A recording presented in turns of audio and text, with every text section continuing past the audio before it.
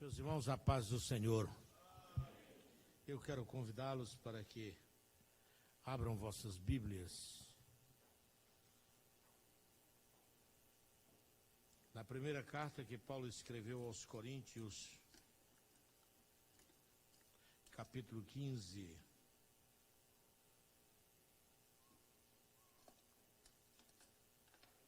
Vamos fazer a mesma leitura que nós fizemos na terça-feira passada, sendo que desta feita nós nos ateremos ao versículo 3,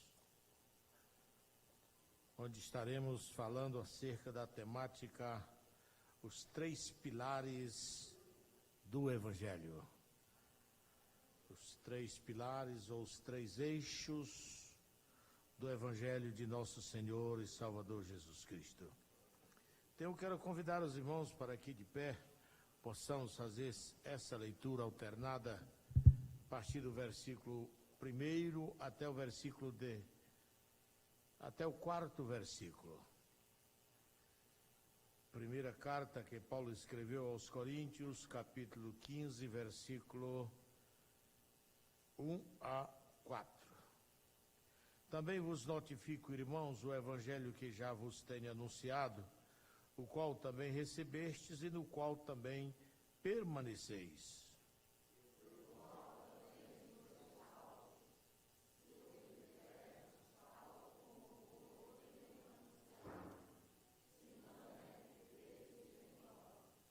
Porque primeiramente vos entreguei o que também recebi, que Cristo morreu por nossos pecados segundo as Escrituras.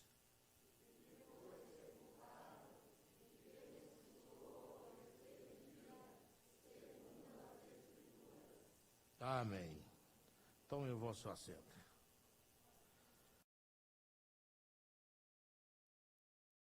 Damos continuidade ao capítulo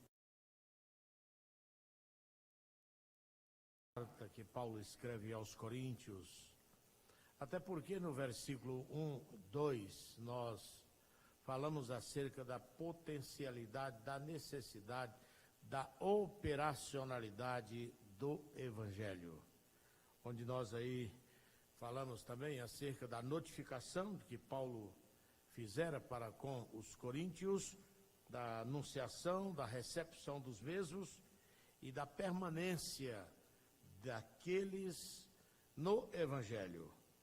E nós enfatizamos que por meio do Evangelho é que o homem alcança a salvação, se, entretanto, retiver o Evangelho da mesma forma com que ele foi anunciado.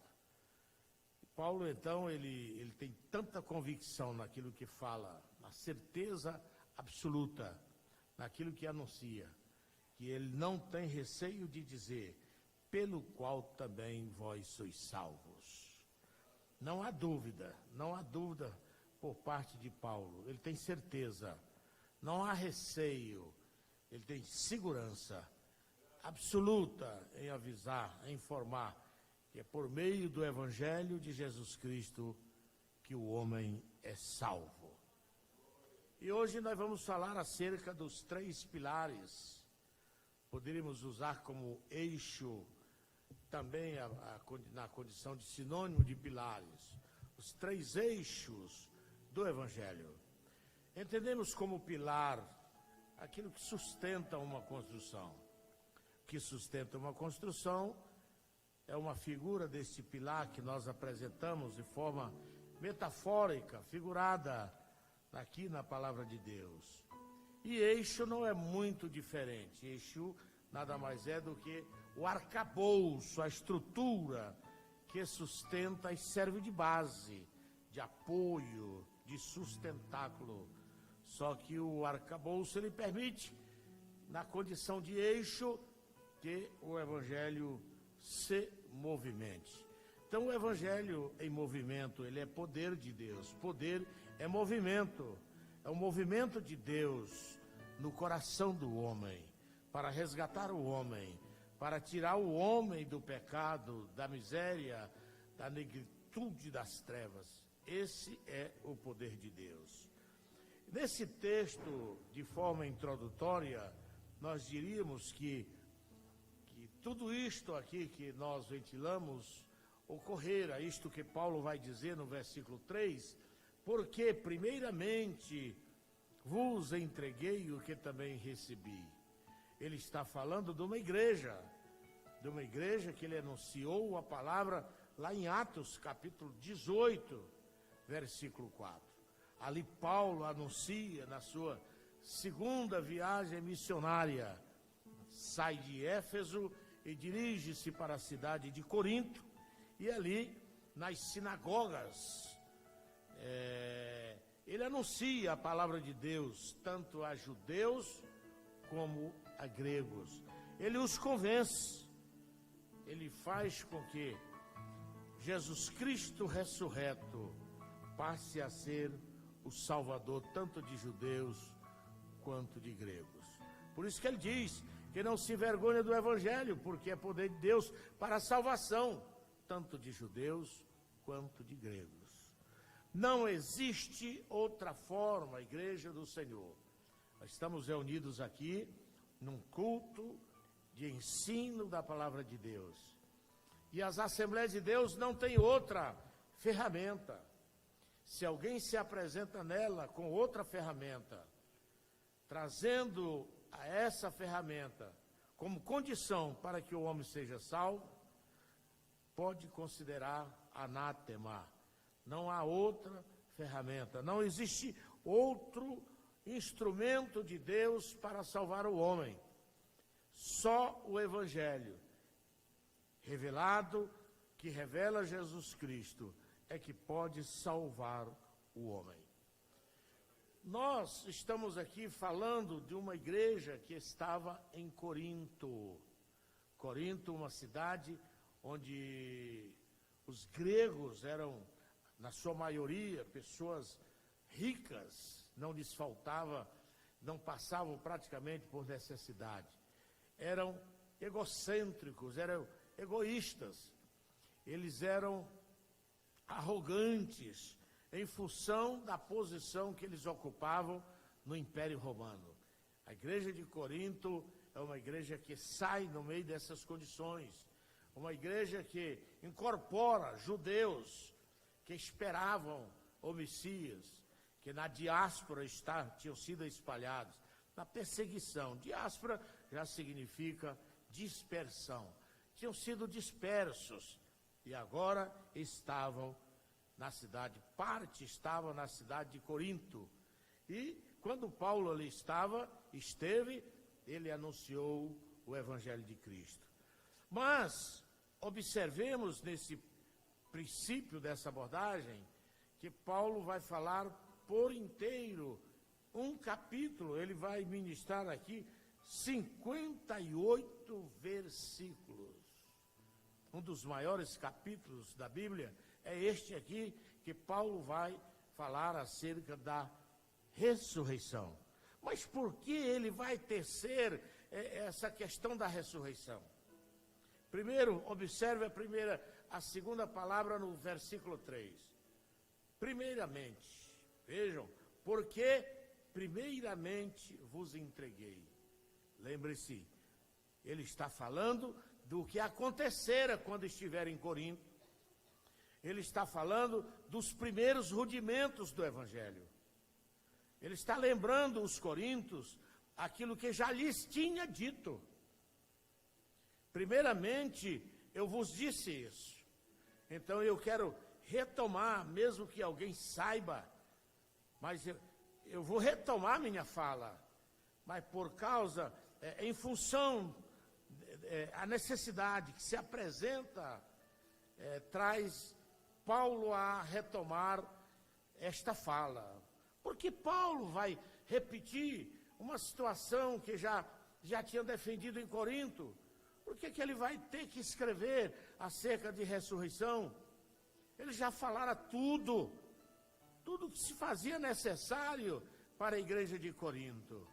Hoje, enquanto lia esse texto, eu já tenho meditado no mesmo, já há alguns dias eu venho lendo esse texto. Mas Deus falou no meu coração que há necessidade que se repita alguns ensinos. Algumas coisas, principalmente aquelas em que a nossa salvação está vinculada, isso precisa ser apresentado. É muito importante outros temas, outras situações, mas eu acho que na terça-feira, do meu ponto de vista, da minha forma de ver a igreja precisa permanecer nos pés de Jesus Cristo. A igreja precisa permanecer no Evangelho de Jesus Cristo. A igreja precisa guardar a salvação. Afinal de contas, ela faz parte de todo esse bojo, essa situação. Somos salvos por meio do Evangelho.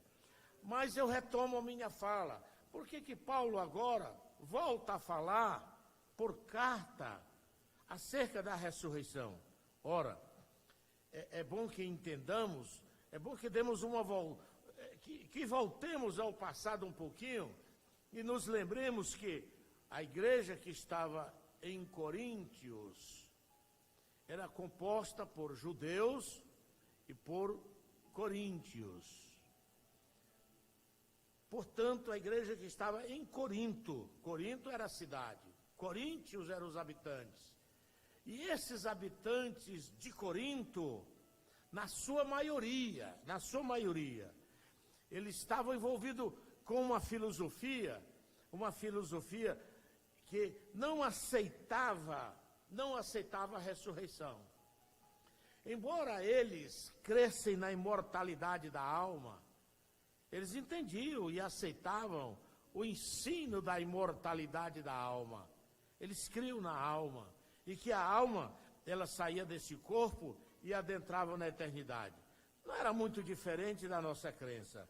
Entretanto, eles não aceitavam a ressurreição do corpo. Agora, irmãos, Paulo vem com uma mensagem para um povo que crê na vida eterna, que crê no pós-morte, mas não aceita a ressurreição do corpo. E isso estava gerando uma polêmica, uma contenda, uma confusão.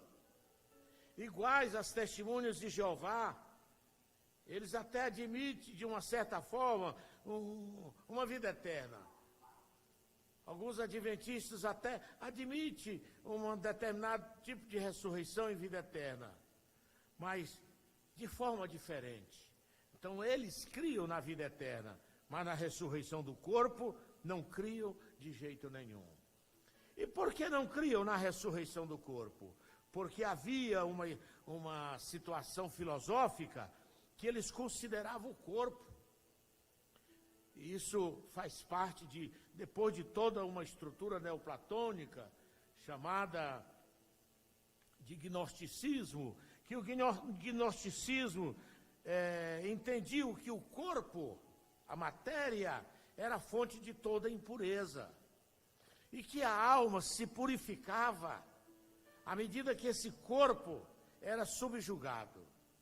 Mas não só o sofrimento do corpo, não só o subjugar do corpo, em que a alma se purificava, mas a alma também se purificava com os prazeres. Daí vem o hedonismo, com os sentimentos mundanos, a alma se purificava. Mas toda fonte de doença era em função e ocorria por causa do corpo. Então o corpo nada mais era do que um lugar onde a alma estava aprisionada. Para os coríntios, o corpo era uma prisão da alma, e que a alma gemia, e que a alma estava aprisionada ali. A morte para os coríntios era bem-vinda, a morte, porque através da morte a alma se libertava, mas a ressurreição do corpo não era bem-vinda, porque se o corpo ressuscitasse, isso implicaria de que a alma teria que voltar para o corpo e o homem teria que passar por uma nova prisão da alma. Os irmãos observem como é complexo o entendimento equivocado da palavra de Deus. Paulo não tinha ensinado isso, que alguém ressuscitava para esta vida. Ninguém ressuscita no ensino de Paulo para esta vida. Então Paulo retoma a sua fala, ele retoma a sua fala, quando ele diz, primeiramente vos entreguei, versículo 3, porque primeiramente vos entreguei o que também recebi. Ele está com isso dizendo, o que eu passei para vocês, não foi uma coisa oriunda do meu coração, não foi uma coisa que gerou de mim, não, o que eu vos entreguei foi algo que eu também recebi, não é algo que surgiu da minha própria mente, mas foi algo que eu recebi e também vos entreguei, também relatei, também ensinei, também passei isso para vocês verbalmente. Paulo ficou ali com os coríntios 1 ano e 6 meses. 1 ano e 6 meses ensinando a Bíblia. Mas ele toma conhecimento de que a igreja agora estava perturbada, porque não queria mais admitir a ressurreição. Se era para morrer e voltar novamente para o corpo, então era melhor que não fosse crente. Aí Paulo vem com esse ensino. Não foi isso que eu vos ensinei. Eu recebi sim, eu recebi. E o que eu recebi, com isso ele está dizendo, eu recebi de Deus, eu recebi da pessoa de Jesus Cristo, eu recebi por intermédio dos outros apóstolos, eu recebi a palavra de Deus, e o que eu ensino para vocês foi o que eu recebi. Agora Paulo, depois dessa colocação, os irmãos observem que na nossa Bíblia nós temos 2 pontinhos. Aí, foi que eu também vos recebi. Portanto, tudo que vem após esses 2 pontinhos, nós estamos chamando de pilares do Evangelho.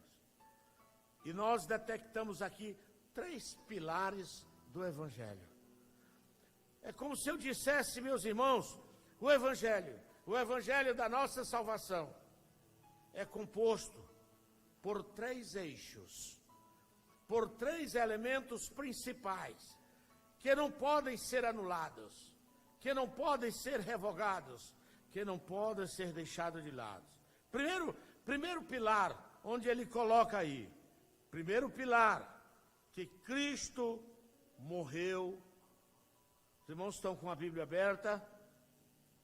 Está aberta a sua Bíblia, então dê uma olhada aí. Porque primeiramente vos entreguei, o que também vos recebi. Eu serei fiel, diz Paulo, naquilo que eu estou entregando para você. Porque na Bíblia, irmão, não cabe o achismo. Aqui não cabe o talvez. Aqui não cabe o quem sabe. Aqui não tem espaço para conjecturas equivocadas.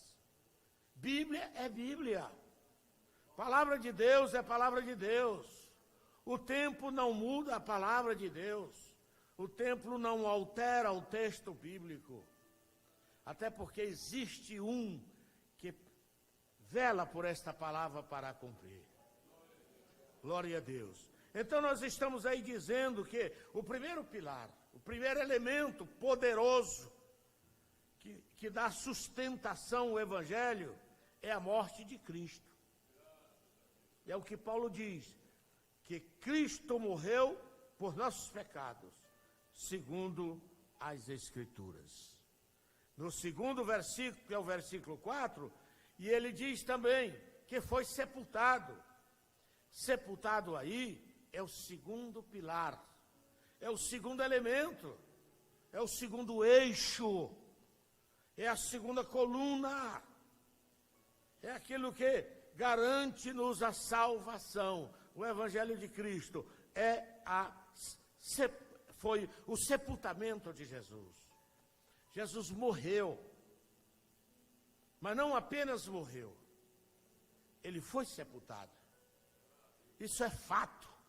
Isso não pode ser questionado. Jesus morreu, na nossa linguagem, na linguagem atualizada, e foi enterrado. Se bem que lá era diferente, não se usava o elemento terra, como nós aqui utilizamos. Então, por isso, ele foi colocado em uma sepultura. Ele morreu. Jesus morreu. Primeiro elemento. Segundo elemento, ele foi sepultado. Terceiro elemento diz, terceiro eixo da nossa ministração, está no versículo 4. E que ressuscitou ao terceiro dia. Irmãos, sem isso aqui não tem salvação. Sem a morte, e sem o sepultamento, e sem a ressurreição de Cristo, não há salvação. Pode virar o mundo de ponta cabeça, não há salvação. Cristo passou por esses três estágios. Cristo passou por esses três elementos. E esses três elementos foram transformados no seu evangelho. E Paulo disse, ainda que venha um anjo, ainda que venha o maior PhD em termos de Bíblia, ainda que venha o doutor dos doutores em Bíblia, e diga, e nos afirme, nos ensine, que esses elementos não são necessários para a salvação. Igreja do Senhor, do mais simples ao mais doutorado aqui nesta noite, do rude ao intelectual, do analfabeto o mais alfabetizado. Esta é a orientação bíblica para todos nós. Amém, irmãos? Ok, agora Paulo vai validar. Observem que a partir do versículo 5, ele vai invocar uma série de elementos que presenciaram, que testemunharam a ressurreição de Jesus. Ele vai dizer que ele foi visto primeiramente por Pedro, está lá no versículo 5. Ele vai dizer que outra vez 500 irmãos viram.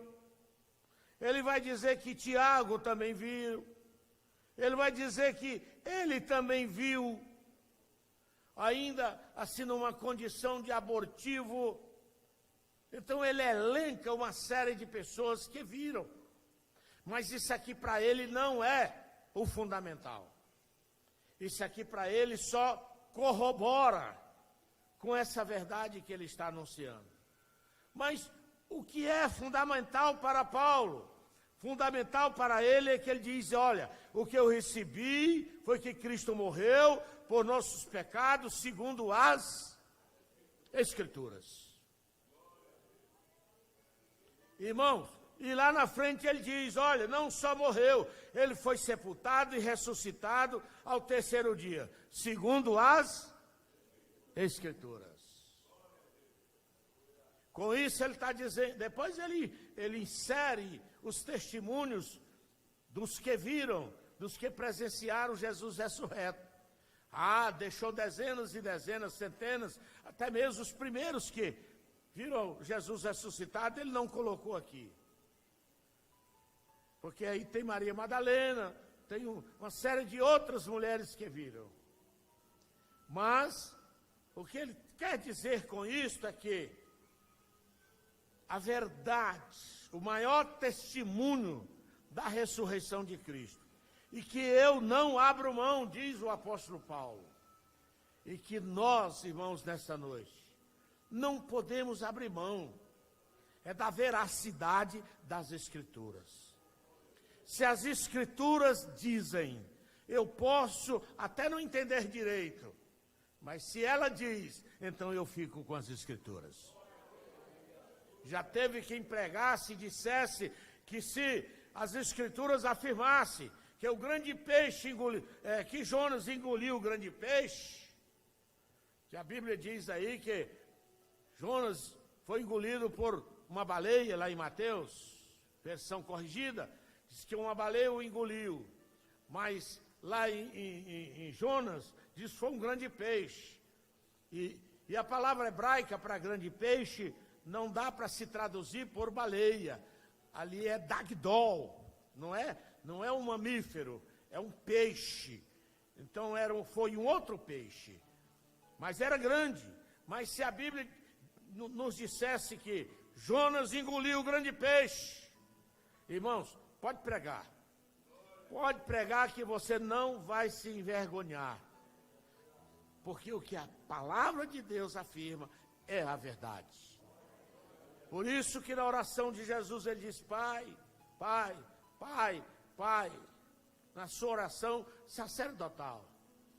Na nossa linguagem é como se ele estivesse já arrumando a mala. Ele disse: Pai, olha para esses companheiros que tu me deste, santifica-os na verdade. A tua palavra é a verdade. E ele estava se referindo desta palavra, irmãos, porque é esta palavra, quando ele diz santifica, irmãos, que é a palavra sotero, santifica, separa, traz para Deus, toma para si, isso é santificação. Despreende aquele que está preso em uma certa condição e puxa para ti, isso é santificação. Então é como se ele estivesse dizendo: tira a tua igreja da mentira. A grande verdade é que esse antônimo de verdade não é mentira, é inverdade. Tira esse povo da inverdade, que a gente usa como mentira. Tudo bem, já internalizamos assim esta fala. Não permita que esse povo viva no engano. Não permita que esse povo viva distanciado da minha palavra. Então eu te peço, Pai, traz esse povo para a minha palavra. Santifica o povo para a minha palavra.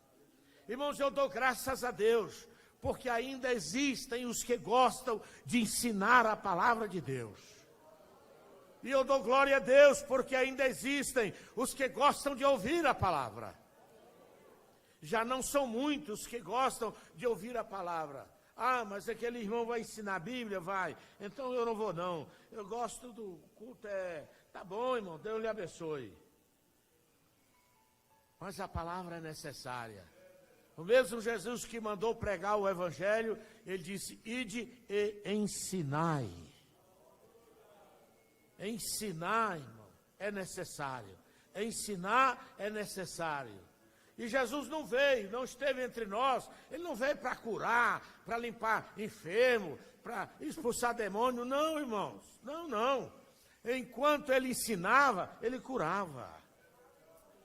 Eles não estão lembrando de Marcos, quando ele estava lá?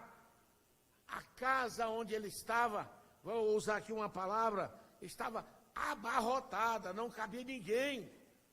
Chegaram lá com um paralítico e não conseguiram entrar com ele. E diz a Bíblia que ele estava ensinando. Ele estava ensinando. Porque o ensino não é só para quem não sabe. O ensino é para que essa verdade repassada, compartilhada, ela fixe em nós. Nós nos apeguemos a ela. Valorizemos esta palavra de tal maneira que possamos compartilhar com outros. Não há pregação melhor do que dizer: Jesus morreu, foi sepultado e ressuscitou. Como é que é isso aí? Então vamos falar por que ele morreu. Vamos falar por que ele foi sepultado. Vamos falar por que ele ressuscitou. Isso aí dá horas de pregação. Glória a Deus. Ora, mas o texto bíblico nos afirma que Paulo invocou as Escrituras. E eu posso perfeitamente pensar aqui com meus botões, que ele não pode ter esquecido de Isaías, quando ele disse: ele morreu por nossos pecados, segundo as Escrituras.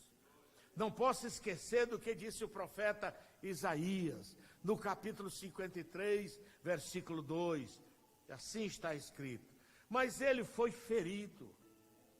Ele falava do Messias, mas ele foi ferido pelas nossas transgressões.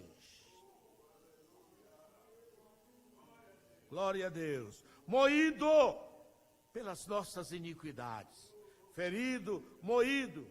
E o castigo que nos traz a paz estava sobre ele.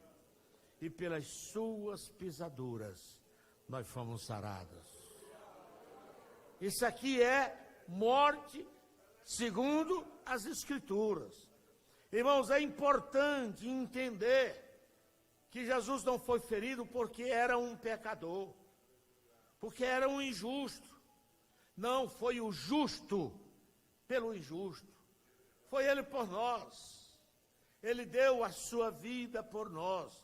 Hoje já não faz muito sentido, já não se escuta alguém pregar: Deus amou o mundo de tal maneira que deu o seu Filho unigênito para todo aquele que nele crê, não pereça, mas tenha vida. Praticamente não se fala mais isso. Mas isso aí é uma verdade inabalável.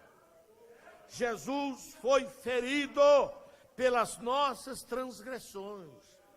Transgressões que faríamos milênios depois. Nós estamos no ano 2000. E lá vai pedra. Olha quando Isaías profetizou, 750 anos antes de Cristo. Estamos aí com 2.900, vai dar mais de 3, vai dar quase 4.000 anos, irmão. Não dá 4, dá 3 e uns quebrados.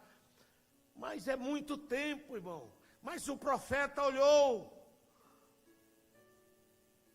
para o futuro que Deus descortinava na sua frente, e viu o Messias, e viu Jesus na cruz do Calvário, e ele pôde visualizar, e o Espírito, que com certeza o Espírito disse para ele: Isaías, sabe o que aconteceu, por que ele está ferido?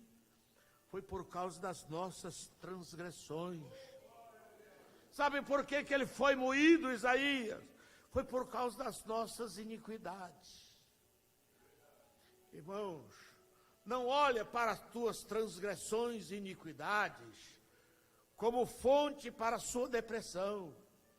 Quanto crente não anda deprimido por aí, abatido, cabisbaixo, sem motivação, porque não consegue olhar para a morte de Cristo. Quando você estiver deprimida por causa de algum pecado, uma coisa grosseira que você cometeu, e que você não consegue se perdoar, você diz: meu Deus, como é que eu cometi isso? Olha para Jesus. Olha para Jesus. Ele foi ferido, sim, ele foi ferido, e ele foi moído, ele foi castigado, ele foi pisado para nos dar salvação. Glória a Deus. O profeta Zacarias, lá no capítulo 12, versículo 10, ele diz assim: e sobre a casa de Davi, e sobre os habitantes de Jerusalém, derramarei o espírito de graças e de súplicas. Glória a Deus. Os irmãos estão entendendo por que Deus enviou o seu Espírito? Para que nós pudéssemos, irmãos, porque o homem tem um coração de pedra, o homem tem um coração duro, o homem tem um coração de uma maneira tão rigorosa, tão petrificado, que ele tem dificuldades de invocar a Deus.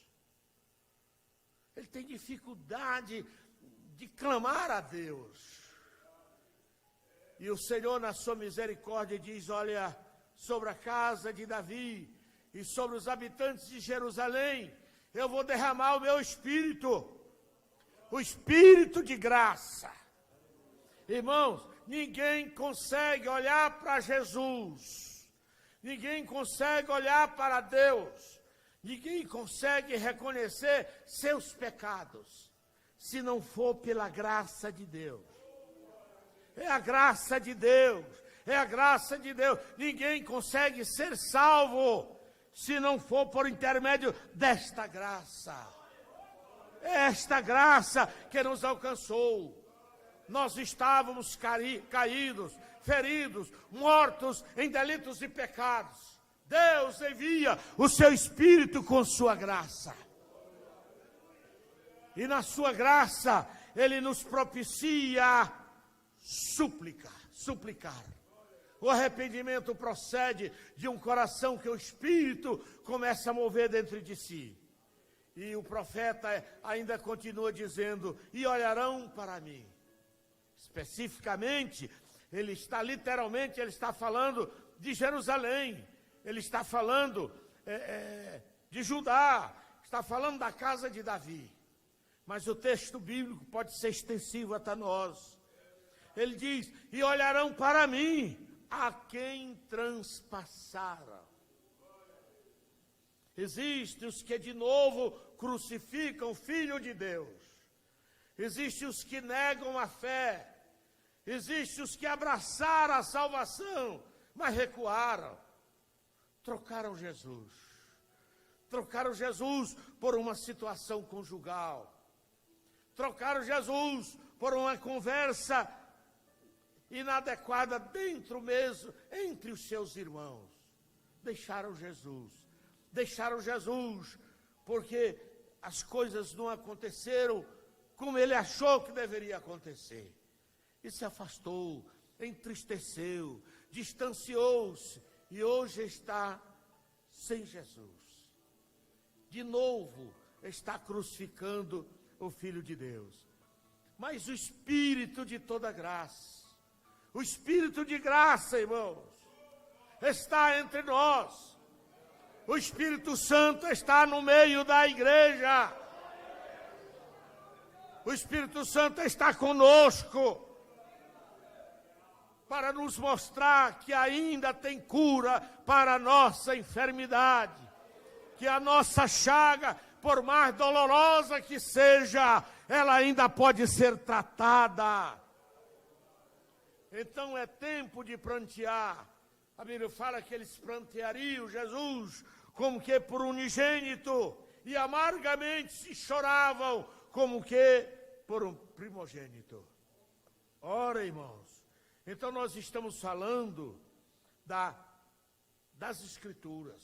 Então Paulo, quando olha para as Escrituras, e ele vê todas essas verdades, quantos salmos não falam da morte, sepultamento e ressurreição de Cristo. Paulo lembrava tudo isso. Então ele toma a Bíblia para responder à própria Bíblia. Ele toma a Bíblia para fazer com que a própria Bíblia possa ser compreendida. Por isso, irmãos, Bíblia não deve ser apenas um livro para que andemos com ele. Não deve ser um livro para que apenas coloquemos sobre o peito, ou debaixo do braço, ou dentro da bolsa.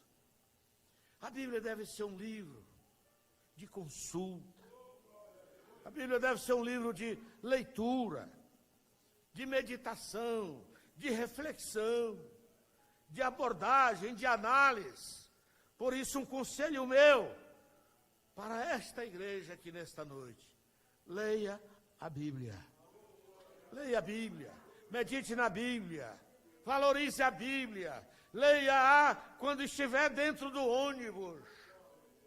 Irmãos, quando eu era jovem, eu era tão sedento pela Bíblia, que eu ia para o trabalho de bicicleta. E eu ia com um livrinho, aquela Bíbliazinha dos Gideões, Novo Testamento dos Gideões, livrinho desse tamanho.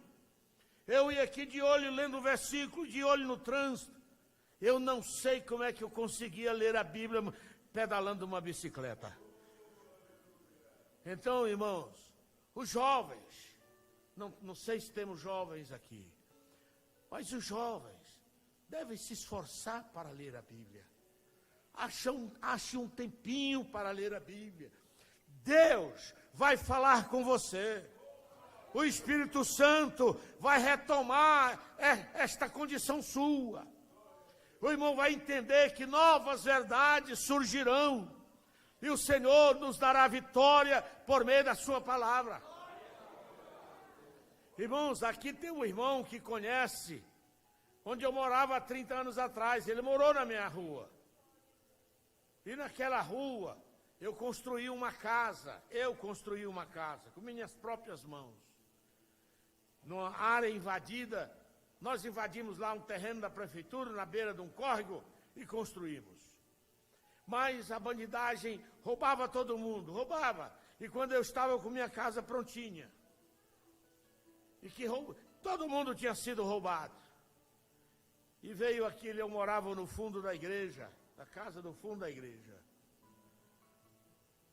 E aí eu falei para mim, eu não vou levar minha família, minha esposa e quatro crianças, eu vou levar minha família para um lugar daquele.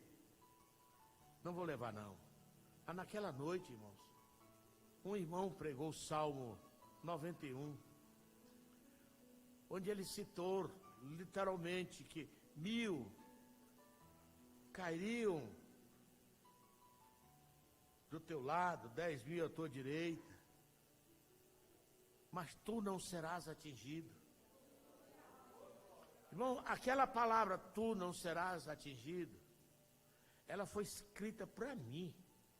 O Espírito Santo pegou aquela palavra, tu não serás atingido, deu-me uma flechada, disse, Vicente, vai, mora naquela tua casa que tu construíste, mas tu não serás atingido. Irmãos, morei vários anos ali, continuaram roubando à direita, à esquerda, de frente e para trás. Nunca um bandido pisou no quintal da minha casa. Bíblia, irmão, o Espírito Santo, eu sei que eu estou lendo esse texto, e o Espírito Santo está falando no teu coração. Porque ele vai aplicando a sua palavra. A mim ele aplica, quem sabe até você mesmo diz, pastor, se fosse eu que fosse pregar aqui, eu diria isso e isso. Eu sei que você diria, porque é isso que o Espírito Santo está falando contigo. Se cada um aqui fosse ministraria algo que Deus está lhe dando no texto. É o Espírito Santo que compartilha. E Ele está aqui nessa noite, compartilhando conosco essa verdade bíblica.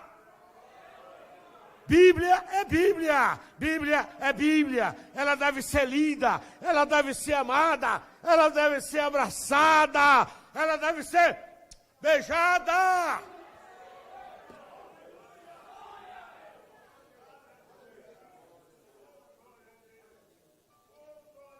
E ela dá testemunho dizendo assim, para sempre, ó Deus, a tua palavra está escrita nos céus. Esse texto que eu leio aqui, é possível que eu encontre algumas falhas nas traduções. Mas lá na eternidade, na presença do Cordeiro de Deus, ela está na sua perfeição total. Amém, irmãos? Então, se Jesus morreu, ressuscitou, foi sepultado, segundo as Escrituras,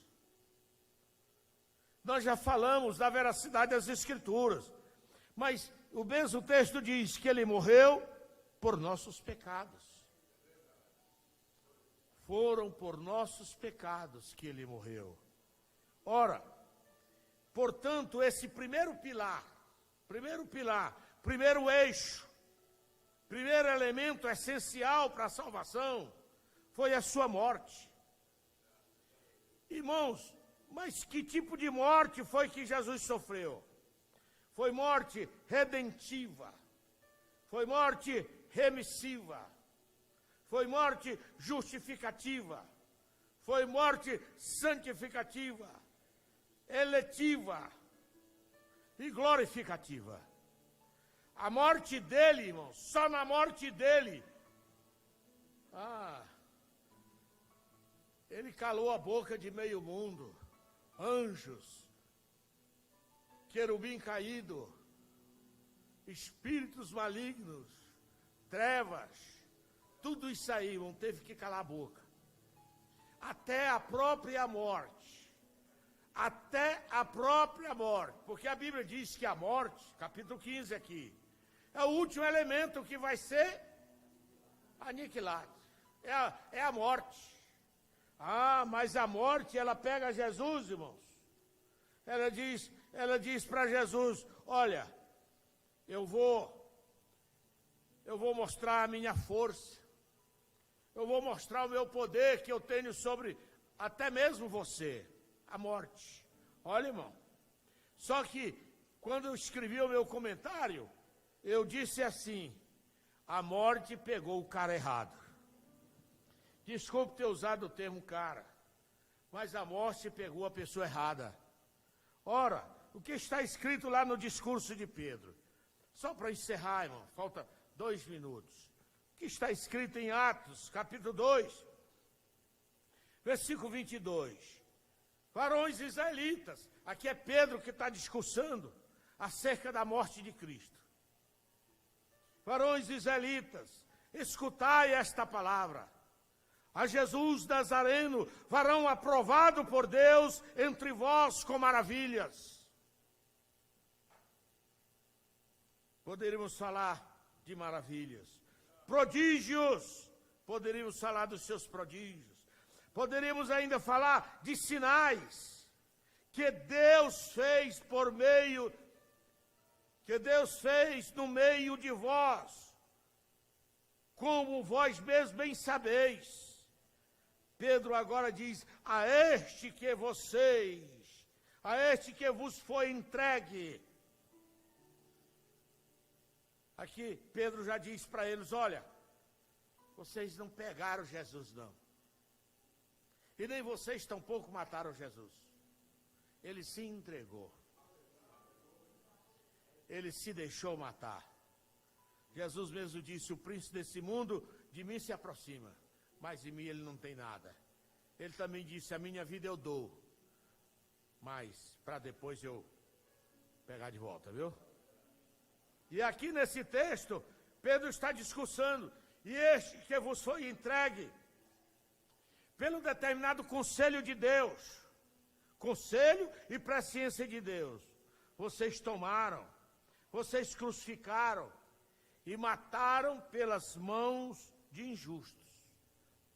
Pedro está dizendo, vocês mataram Jesus. A grande recusa dos judeus até hoje é que não foram eles que mataram Jesus. Mas a minha Bíblia diz, Pedro está jogando na cara deles, vocês mataram Jesus pelas mãos de injustos. Foram os romanos que foram lá e crucificaram, mas foram vocês que mataram ele. Eu não estou culpando aqui romano. É como se ele estivesse dizendo, eu estou colocando a culpa em vocês, judeus. A palavra era dura. Ora, e o versículo 4, para nós encerrarmos essa abordagem. Ao qual, aleluia, ao qual Deus ressuscitou. Vocês mataram. A morte fez festa. A morte, metaforicamente, ela se alegrou. Ela tocou músicas. Ela celebrou. Aí que eu disse que pegou o cara errado. Ela fez movimentos. A morte, matar o Filho de Deus? Mas que triunfo! Mas que glória para a morte! É como se ela agora se repetisse lá no Jardim do Éden. Nunca se viu tanto demônio festejar quando a morte entrou no mundo. Com o pecado, diz a Bíblia, entrou a morte.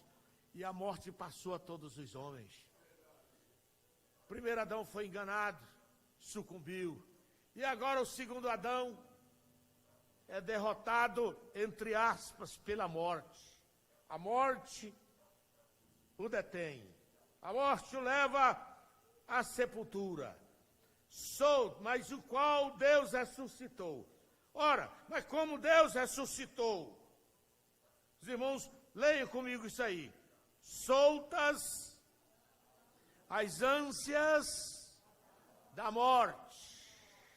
Deus ressuscitou Jesus soltando as ânsias da morte. Outra versão diz as correntes da morte. Outra versão diz os grilhões.